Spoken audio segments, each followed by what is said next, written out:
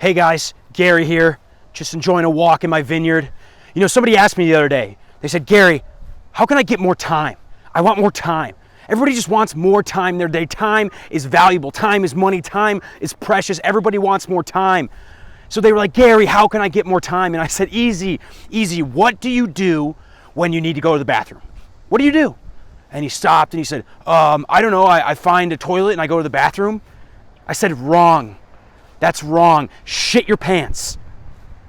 Shit your pants. If you are not shitting your pants every time you have to go to the bathroom, you are wasting time. I don't care if you're at a movie theater, you're at a Bath and Body Works, you're in a Kroger. Shit your pants or you're wasting time. If you are not shitting your pants, don't complain to me that you don't have enough time in the day. I would shit in my kids' pants if it meant that I could get more time.